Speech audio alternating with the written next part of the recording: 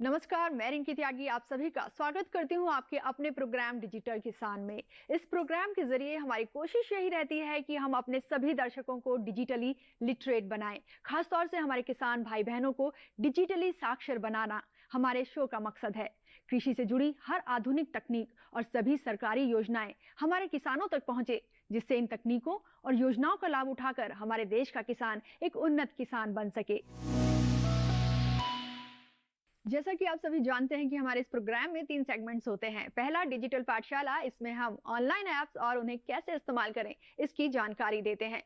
दूसरा है अर्थनीति, यहाँ बैंकिंग और ट्रेडिंग की बात होती है। वहीं तीसरा और आखिरी सेगमेंट है सरकारी योजनाओं से लाभ। इसमें हम किसानों से जुड़ी सरकारी योजनाओं की जानकारी आप तक पहुंचाते हैं। तो बढ़ते हैं अपने पहले सेगमेंट की ओर।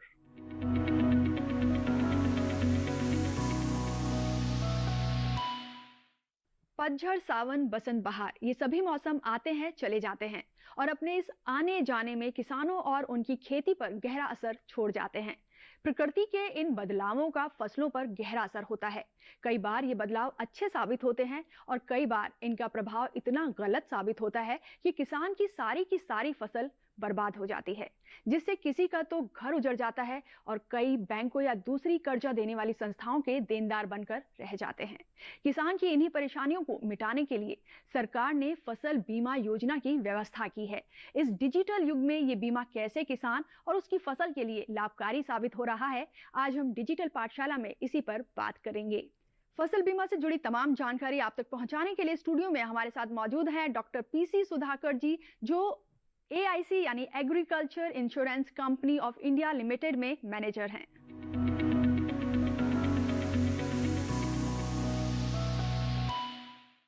डॉक्टर सुधाकर, आपका बहुत बहुत स्वागत है हमारे कार्यक्रम डिजिटल किसान में। जैसा कि मैंने अपने व्यूअर्स को आज बताया कि हम बात करेंगे क्रॉप इंश्योरेंस के बारे में, फसल बीमा के बारे में। तो सबसे पहला सवाल यही कि आखिर क्या है फसल बीमा और जो हमारे किसान भाई बहन हैं वो कैसे ले सकते हैं इस क्रॉप इंश्योरेंस को? बीमा के माध्यम से कोई भी इंसान जो उसका जोखिम है वो किसी दूसरी संस्था को हस्तांतरित करता है, ताकि अगर कोई नुकसान हो तो वो संस्था उसकी भरपाई कर सके।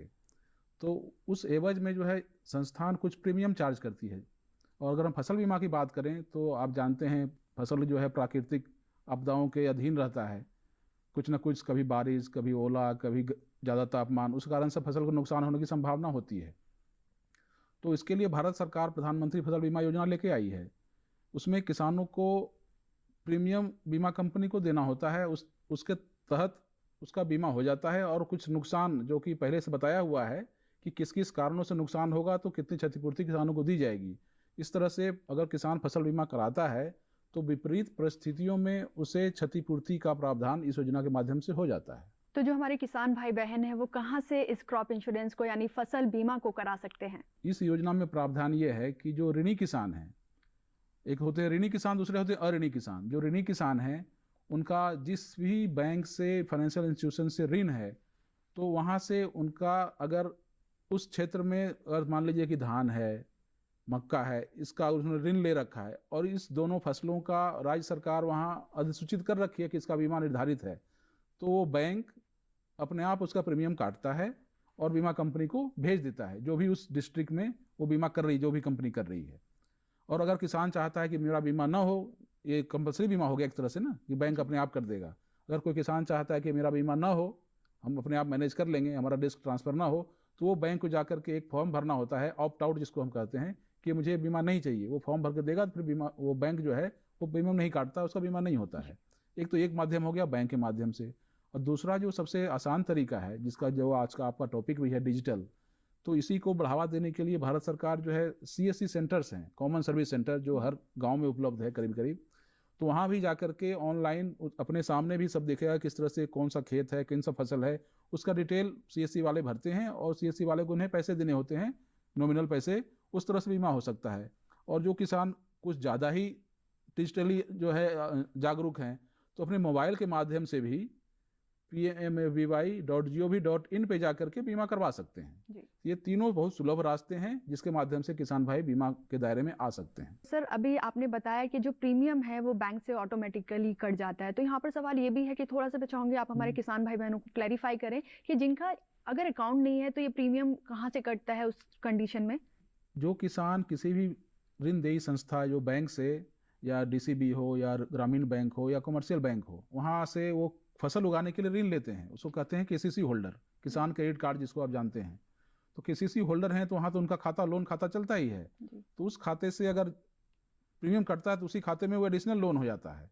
और जिस आपने जैसा बताया कि मान लीजिए किसी का खाता नहीं है बैंक में, तो उसके लिए उसको एक बैंक में खाता खुलवाना होगा, या तो सेविंग बैंक खुलवा ले, वो तो बैंक में जा करके भी बीमा करवा सकता है। बैंक भी एक माध्यम है, अगर ऋण नहीं लिया है तो भी बैंक में जाकर वो बीमा करवा सकता है, और लेकिन उसके लिए उसको एक सेविंग अकाउंट रखना जरूरी है। क्या सभी फसलें इस कैटेगरी में आती हैं या कुछ मुख्य फसलें हैं जिनको इस कैटेगरी में रखा गया है? हाँ, जो भी प्रमुख फसलें हैं आज के समय में जो उगाते हैं किसान भाई किसी भी यूनिट में, आप ये देखेंगे प्रधानमंत्री फसल बीमा योजना ये क्षेत्रवार स्तर पे लागू है। जैसे जिला होता है, जिला के नीचे ब्लॉक है, ब्लॉक के नीचे ग्राम पंचायत है, ग्राम है, तो हर राज्य में अलग अलग स्तर पर इसको अधिसूचित किया गया है।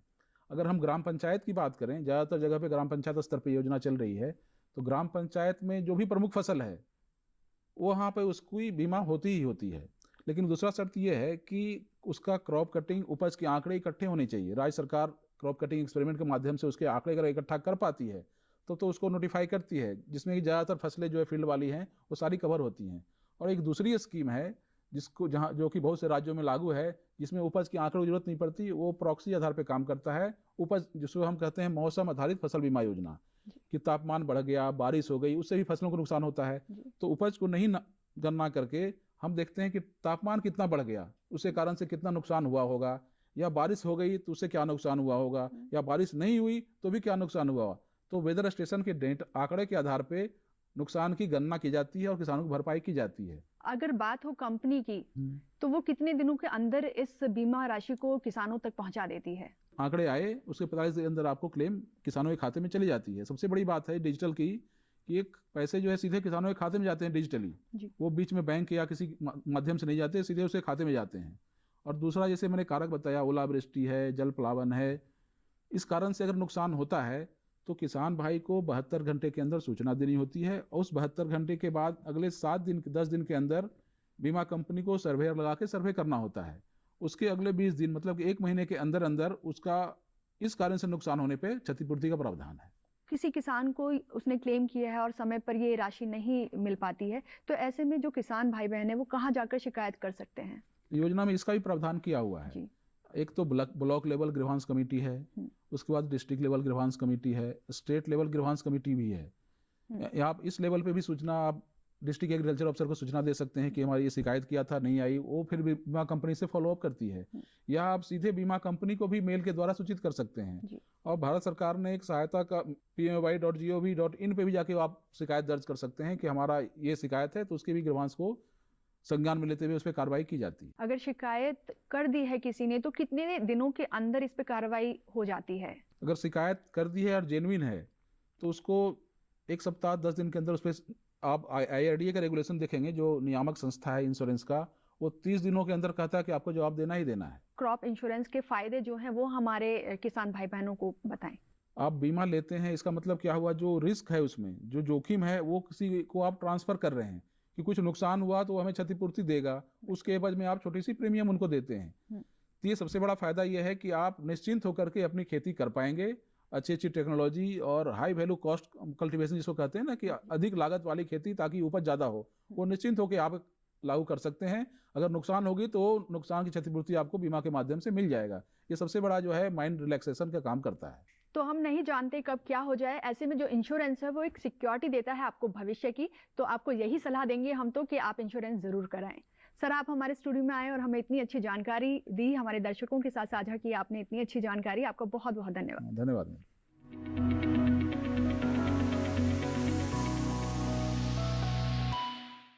इसी के साथ प्रोग्राम में वक्त हो गया एक छोटे से ब्रेक का। ब्रेक के बाद मिलेंगे अपने अगले सेगमेंट अर्थनीति में, तो बने रहिए हमारे साथ डीडी किसान पर। ओ हरी भैया, अरे वाह, खेतों में कौन सी फसल लगाए हो? 12 महीने कमा कर दे ऐसी फसल। क्या? मैंने नया व्यवसाय शुरू किया है। उसके लिए पैसे? इसमें किसी निवेश की जरूरत ही नहीं। अच्छा, मुखिया जी। अरे मुखिया जी, नमस्ते। अरे हरी, कब आ रहे हो? आप बस चलिए, मैं पहुंचता हूं। अब मैं LIC एजेंट हूं। LIC एजेंट बनो। अब बड़ा सोचो। हमारी वेबसाइट पर जाएं या अपनी नजदीकी LIC शाखा से संपर्क करें। HYT तकनीक से युक्त धानुका का माइकोर मिट्टी की उपजाऊ क्षमता को बढ़ाए, पोषक तत्व एवं पानी को अधिक मात्रा में उपलब्ध कराए। जब गन्ने की जड़ों में हो जान, बढ़ेगी उपज, बढ़ेगा मान। धानुका का माइकोर। जल्दी करो यार, प्लीज जल्दी। दूसरा कोई मैच है क्या? ऐसा ही कुछ है यार, बैंक जाना है दादाजी को लेके। हाँ यार, उम्र होने पर कभी कभी मदद तो लगती है, पर बैंकिंग में नहीं। वैसे भी RBI कहता है सीनियर सिटीजन सबसे पहले। अगर आप 70 साल से ऊपर हैं और आप बैंक नहीं जा सकते तो बैंक आएगा आपके पास जरूरी सेवाएं लेकर, वो भी वाजिब दरों पर। सीनियर सबसे पहले। RBI कहता है जानकार बनिए, सतर्क रहिए।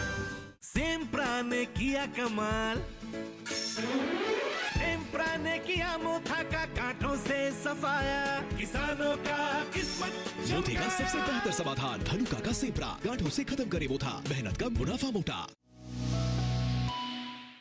ब्रेक के बाद आप सभी का स्वागत है डीडी किसान पर। आप देख रहे हैं प्रोग्राम डिजिटल किसान। ब्रेक से पहले हमने अपने पहले सेगमेंट में बात की थी क्रॉप इंश्योरेंस यानी फसल बीमा की। जिस तरह क्रॉप को प्रोटेक्शन दी जानी जरूरी है, ठीक उसी तरह हमें खुद को भी प्रोटेक्ट करना चाहिए। तो इसी नोट पर आगे बढ़ते हुए अर्थनीति में आज बात करेंगे लाइफ इंश्योरेंस की, और इस पर हमें जानकारी दे रहे हैं हमारे एक्सपर्ट अनुज गुप्ता जी।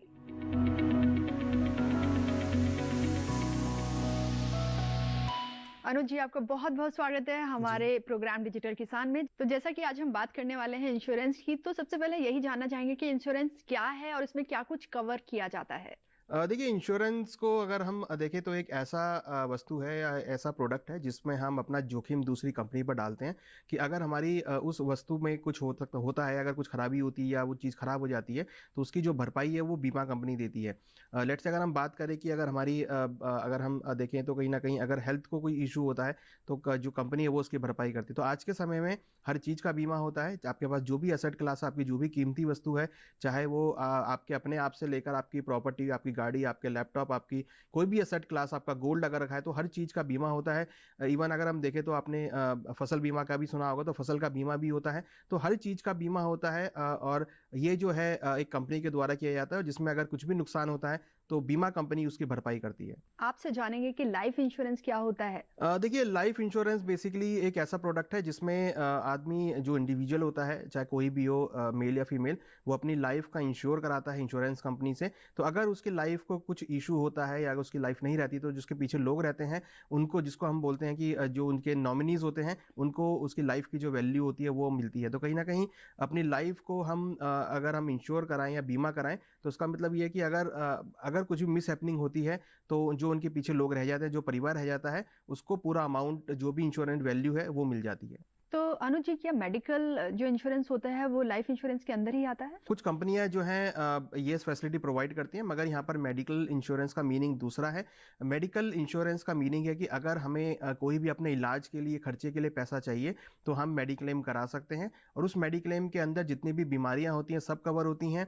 अगर हमें कुछ बीमारी होती है तो उस बीमारी का जो भी भुगतान है वो कंपनी करती है। तो कहीं ना कहीं अपनी बीमारी के खर्चों के लिए हम एक मेडिक्लेम कराते हैं, और अगर कोई भी बीमारी होती है तो फिर वो कंपनी जो है उसका भुगतान करती है। या मिनिमम एज लिमिट की हम बात करें या मैक्सिमम एज लिमिट की बात करें, तो जो इंश्योरेंस कंपनीज है वो कौन सी एज के लोगों का इंश्योरेंस करती हैं? देखिए, मेडिक्लेम तो हर एज के व्यक्ति का होता है। आप किसी भी, अगर कोई न्यू बॉर्न बेबी है तो उसका भी आप मेडिक्लेम करा सकते हैं। वहीं अगर बात करें लाइफ बीमा की तो उसमें 18 साल से ऊपर के लोग अपने लिए लाइफ पॉलिसी ले सकते हैं, मगर यहाँ पर नॉमिनी की भी फैसिलिटी है और जो माइनर लोग हैं उनकी भी फैसिलिटी है। तो माइनर के केस में जो माइनर है वो अपनी पॉलिसी ले सकते हैं, मगर उसमें प्रपोजर होते हैं जो कि उनके कोई भी हो सकते हैं, रिलेटिव हो सकते हैं। वो वहाँ पर उसको एक जो माइनर है उसको वहाँ पर बना सकते हैं और माइनर के नाम से भी पॉलिसी ली जा सकती है, मगर प्रपोजर जो है उसमें हमेशा 18 साल से ऊपर का व्यक्ति रहता है। सपोज करिए अगर किसी बच्चे को जन्म से ही कुछ बीमारी अगर है तो उसका क्या प्रोसीजर है, वो कैसे क्लेम करेगा इसको? देखिए, अगर किसी बच्चे को जन्म से ही है तो उसमें जो लाइफ इंश्योरेंस है वो उनके प्रपोजर उसके लिए लाइफ इंश्योरेंस पॉलिसी लेंगे, और या फिर उसके लिए मेडिक्लेम पॉलिसी ले सकते हैं। तो जब भी उसको कोई इशू होगा उस बीमारी के रिगार्डिंग तो फिर जो कंपनी है वो उसका भुगतान करेगी, मगर उसके लिए जो भी प्रपोजर होंगे उनको उस बच्चे के लिए पॉलिसी लेनी पड़ेगी। अगर हम थोड़े थोड़े से सीनियर सिटीजन्स की बात करें तो उनके अंदर वो कौन सी बीमारियां हैं जो कवर की जाती हैं? अगर पहले से कोई बीमारी लगी हुई है तो क्या उसका कवर मिलता है इसमें मेडिकल इंश्योरेंस में? देखिए कुछ प्लान ऐसे हैं जिसमें कुछ टाइम टेन्योर होता है, जैसे कि अगर कोई आदमी पॉलिसी लेता है तो उसके अंदर मेंशन होता है कि जो बड़ी बीमारी होती है जिसको हम बोलते हैं कि काफ़ी बड़ी बीमारियां हैं, वो जो बीमारी हैं वो उन बीमारियों को एक टाइम लिमिट के बाद वो कवर करते हैं, जैसे कि 1 साल के बाद या 2 साल के बाद। तो अगर ऑलरेडी किसी बड़े व्यक्ति को कोई बीमारी है तो वो पॉलिसी कवर में नहीं आती है, उसको मेंशन करना पड़ता है और उसके साथ साथ फिर उसका प्रीमियम भी बढ़ जाता है। तो अगर आप अपनी एग्जिस्टिंग बीमारी को कवर करना चाहते हैं तो इंश्योरेंस कंपनी उसका प्रीमियम बढ़ाकर उसको कवर कर लेती हैं और कुछ प्लान्स के अंदर एक टाइम टेन्योर के बाद 1 साल या 6 महीने के बाद वो ऑटोमेटिकली उसमें कवर हो जाती हैं। क्या कुछ सावधानियां हैं जो एक इंश्योरेंस लेने वाले को ध्यान में रखनी है? देखिए, एक तो इंश्योरेंस लेने वाले के लिए सबसे महत्वपूर्ण है कि वो क्या प्लान ले रहा है, क्या वो जो उसकी नीड है उसको फुलफिल कर रहा है या नहीं कर रहा है। दूसरी चीज़ कि आप जो भी इंश्योरेंस में जो भी आप डिटेल डालें उसमें आप बिल्कुल सही से डिटेल डालें। अगर धूम्रपान भी करते हैं तो वो भी उसमें मेंशन करें, आपका हाइट वेट सब उसमें मेंशन होना चाहिए, क्योंकि आगे चलकर अगर कुछ मिसहैपनिंग होती है तो वो क्लेम होने के टाइम पर इशू ना करें, वो क्लियर होना चाहिए। दूसरा ये कि आपकी जो भी कंपनी है, जो भी कंपनी से आप ले रहे हैं वो किन किन हॉस्पिटल्स को कवर कर रही है। अगर आप मेडिक्लेम ले रहे हैं तो आपको ये देखना है कि आपके एरिया के आसपास जो जो हॉस्पिटल है वो उसमें कवर हो रहे हैं या नहीं हो रहे हैं। और तीसरी बड़ी बात कि उसके अंदर कौन कौन सी बीमारी हैं वो कवर हो रही हैं या नहीं हो रही है। तो आप ये चेक कर सकते हैं कि हेरिडिटिक आपके फैमिली में किसको क्या प्रॉब्लम रही है, तो क्योंकि हेरिडिटिक जनरली देखने को मिलती हैं बीमारियां जो हैं, तो आप उसको चेक कर सकते हैं और उसके अकॉर्डिंग आप ये देख सकते हैं कि किस प्लान के अंदर वो बीमारी जो है वो कवर है। अगर वो सारी बीमारी कवर है तो आप उसका पॉलिसी ले सकते हैं। एक सबसे इंपॉर्टेंट पॉइंट कि जो भी आप दे रहे हैं आप उसका प्रीमियम को भी कंपेयर कर सकते हैं कि जो प्रीमियम आप दे रहे हैं बाकी कंपनीज कितना प्रीमियम दे रही हैं, तो वो प्रीमियम को कंपेयर करके भी आप एक अच्छा प्लान ऑप्ट कर सकते हैं। और सबसे बड़ी बात कि आप उसमें ये ज़रूर चेक करें कि आपके जो फैमिली का प्रत्येक मेंबर है वो उसके अंदर कवर हो, क्योंकि मिसहैपनिंग कभी भी किसी के साथ हो सकती है। ऐसा ना हो कि आपने पॉलिसी ली और किसी और मेंबर को इशू हो गई। तो पॉलिसी जो है वो आपको पूरे मेंबर के लिए लेनी चाहिए। हम यहाँ पे डॉक्यूमेंट्स की बात करें तो वो भी हमारे दर्शकों को आप बता दीजिए वो कौन से ऐसे डॉक्यूमेंट्स हैं जिनकी ज़रूरत पड़ती है। किसी भी लाइफ इंश्योरेंस को लेने के लिए इंपॉर्टेंट है कि उनका पैन कार्ड, आधार कार्ड ये मैंडेटरी हैं। साथ में उनकी जो मेडिकल हिस्ट्री है वो भी वहाँ पे शेयर की जाती है। साथ में आपका address proof, email ID, phone number और नॉमिनेशन डिटेल, ये कुछ मैंडेटरी चीज़ें जो आप ध्यान में रखें। इंपॉर्टेंट है कि जो मेडिकल हिस्ट्री है वो आप ज़रूर शेयर करें, जिससे कि अगर उस मेडिकल हिस्ट्री के चलते कोई भी मिसहैपनिंग होती है तो उस केस में इजीली आपको जो अमाउंट है वो मिल जाता है। अदरवाइज क्योंकि आफ्टर डेथ या मिसहैपनिंग के बाद अगर चेकअप होता है और कुछ ऐसी डिटेल निकल कर आती है जो कि आपने मेंशन नहीं करी है तो उस केस में जो क्लेम है वो रद्द भी हो सकता है। तो उससे बचने के लिए जो भी आपकी फैमिली हिस्ट्री रही है, जो भी आपकी क्लेम हिस्ट्री रही है, जो भी मेडिकल हिस्ट्री रही है, उसको आप ज़रूर वहाँ पे मेंशन करें। व्हीकल इंश्योरेंस भी कराए जाते हैं और वो बेहद ज़रूरी भी है, क्योंकि जिस रफ्तार से सड़कों पर आजकल ये जो आपके व्हीकल है दौड़ते हैं, उनसे आए दिन हम न्यूज़पेपर्स में पढ़ते हैं हेडलाइंस कि यहाँ एक्सीडेंट हुआ और वहाँ एक्सीडेंट हुआ। तो क्या प्रोसीजर है व्हीकल इंश्योरेंस को लेने का? व्हीकल परचेज करते हैं तो जो भी एजेंट से आप ले रहे हैं या फिर जिस कंपनी से आप ले रहे हैं, जो मोटर इंश्योरेंस है वो गाड़ी का प्रोवाइड करते हैं और उस इंश्योरेंस का जो वैल्यू होती है वो आपकी टोटल व्हीकल के कॉस्ट में ऐड होती है। तो जब भी आप रोड पर गाड़ी लेके निकलें तो इंश्योरेंस ज़रूर कराएं, क्योंकि अगर कुछ भी मिसहैपनिंग होती है उसमें तो लाभप्रद है ही, साथ में अगर आप कई बार गाड़ी में एक्सीडेंट भी हो जाता है या फिर कई बार गाड़ी के पार्ट्स भी जो ख़राब हो जाते हैं तो वो भी उसके अंदर कवर होते हैं। तो एक व्हीकल के लिए इंश्योरेंस बहुत ज़रूरी है और ये कंपनियां जो हैं वो ये प्रोवाइड करती हैं, जो कि गाड़ी की वैल्यू में ऐड होती है। तो यहाँ पर ये भी आप हमारे दर्शकों को बताएं अनुज जी कि जब आप व्हीकल इंश्योरेंस का क्लेम करते हैं तो वो कितना टाइम पीरियड के अंदर आपको करना होता है? देखिए, व्हीकल इंश्योरेंस अगर लेते हैं तो जनरली 1 हफ्ते से लेकर 15 दिन के अंदर आपको क्लेम करना होता है, क्योंकि कहीं ना कहीं जो उसकी टाइम लिमिट है वो 15 दिन की। अगर कोई भी एक्सीडेंट होता है तो आप तुरंत अपनी जो कंपनी है उसको इन्फॉर्म करें, जिससे कि आपका जो क्लेम है वो आपका इजीली और जल्दी पास हो जाए। अगर हम यहाँ पर बात करें शिकायत की, अगर आपको इंश्योरेंस टाइम से नहीं मिलता है, सारे ही केसेस में मैं आपसे जानना चाहूँगी, तो शिकायत कहाँ पर की जा सकती है? देखिए, इसके लिए अथॉरिटी है IRDA, जिसको हम बोलते हैं insurance regulatory development authority of India. ये बहुत बड़ा रोल प्ले करती है। अगर कोई भी ग्रीवियंस है, कोई भी इशू है, तो आप यहाँ पर मेल कर सकते हैं, यहाँ पर आप जाकर लेटर डाल सकते हैं, यहाँ पर आप कॉल करके भी अपनी जो कंप्लेंट है उसको दर्ज कर सकते हैं। और ये हर एक कंपनी को हिदायत दी गई है कि 15 दिन के अंदर अंदर जो भी कंप्लेंट आई है उसको सॉल्व करें। अदरवाइज IRDA, जो कि एक गवर्नमेंट संचालित एसोसिएशन है, एक गवर्नमेंट संचालित रेगुलेटर है जो कि इंश्योरेंस कंपनी को रेगुलेट करता है, वो उस पर एक्शन ले सकता है। तो ये एक बहुत अच्छा काम कर रहे हैं और हम देख रहे हैं कि 15 दिन के अंदर अंदर जो भी कंप्लेंट है उसको कंपनियां यहाँ पर सॉल्व करने की कोशिश कर रही हैं और इससे काफ़ी हद तक समाधान भी हुआ है। और हमने देखा है कि इसकी वजह से जो क्लेम्स अटके हुए क्लेम्स थे वो भी कंपनियों ने पास किए हैं। वक्त का कुछ पता नहीं होता है, जो इंश्योरेंस है वो आपको कहीं ना कहीं एक भविष्य की सिक्योरिटी देता है, तो आप इंश्योरेंस जरूर कराएं। अनुज जी, आप हमारे स्टूडियो में आए और इतनी अच्छी जानकारी हमारे दर्शकों से साझा की, आपका बहुत बहुत धन्यवाद।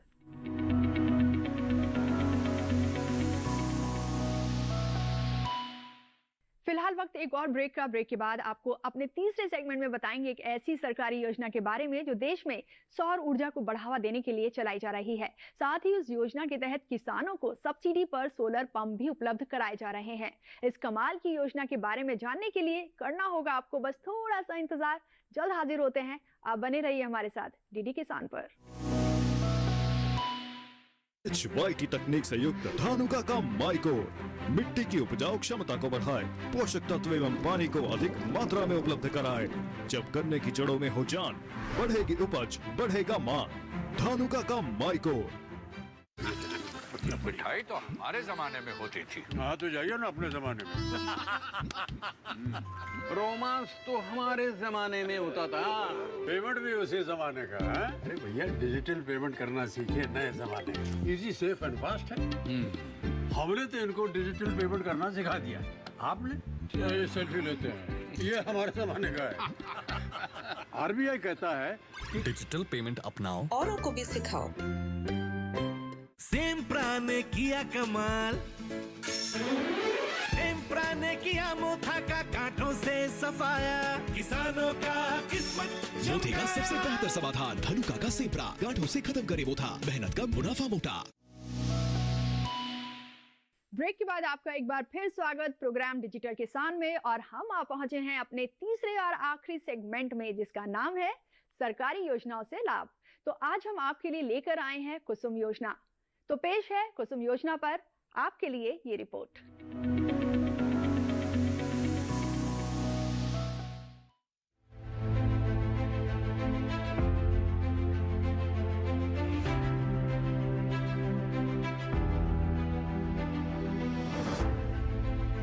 हमारे देश में ज्यादातर खेती बारिश के पानी पर निर्भर है। यही वजह है कि बारानी इलाकों में फसल उत्पादन कम होता है। बहुत से किसान बिजली या डीजल पंपों के जरिए सिंचाई करते हैं, लेकिन उनकी लागत बढ़ जाती है और प्रदूषण भी होता है। प्रधानमंत्री कुसुम योजना किसानों की इसी समस्या को दूर करती है। ये ऐसी योजना है जिसमें किसानों को सिंचाई के लिए सौर ऊर्जा संयंत्र उपलब्ध कराए जाते हैं। संयंत्र के लिए किसान बंजर जमीन का चुनाव कर सकते हैं। अपनी जरूरत को पूरा करने के बाद जो बिजली बचेगी उसे बिजली वितरण करने वाली कंपनी यानी डिस्कॉम को बेच भी सकते हैं। इस तरह ये योजना अन्नदाता को ऊर्जा दाता बनाती है। पीएम कुसुम योजना नवीन एवं नवीकरणीय ऊर्जा मंत्रालय के अंतर्गत आती है। इसका पूरा नाम प्रधानमंत्री किसान ऊर्जा सुरक्षा एवं उत्थान महाअभियान है। इसमें किसानों के लिए सौर पंप और ग्रिड से जुड़े दूसरे सौर बिजली संयंत्र लगाए जाने का प्रावधान है। संयंत्र पर किसानों को सिर्फ 40% रकम खर्च करनी होगी। बाकी 60% पैसा केंद्र और राज्य सरकार सब्सिडी के रूप में दे देगी। शर्त यह है कि इन पंपों का इस्तेमाल सिर्फ सिंचाई के लिए ही किया जा सकता है। कुछ राज्य सरकारें ज्यादा सब्सिडी भी दे रही हैं।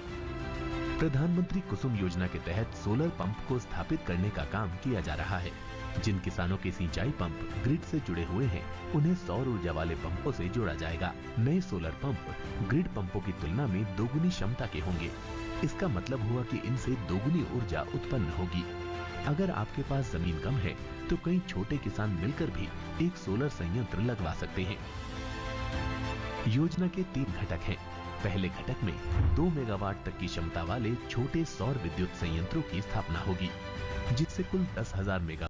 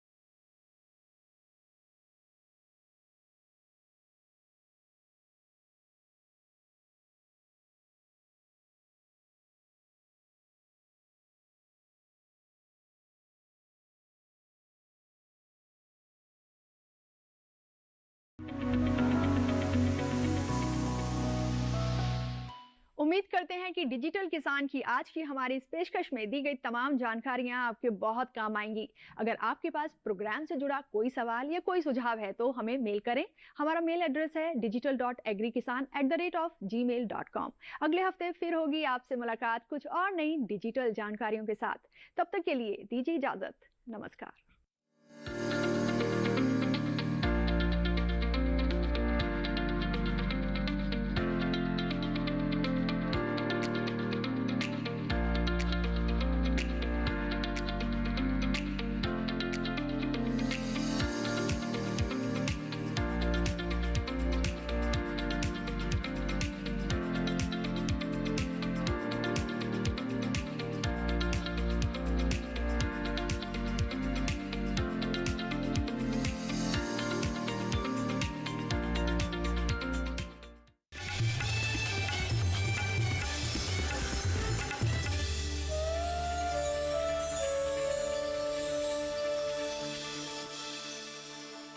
डिजिटल किसान के प्रायोजक थे LIC, हर पल आपके साथ।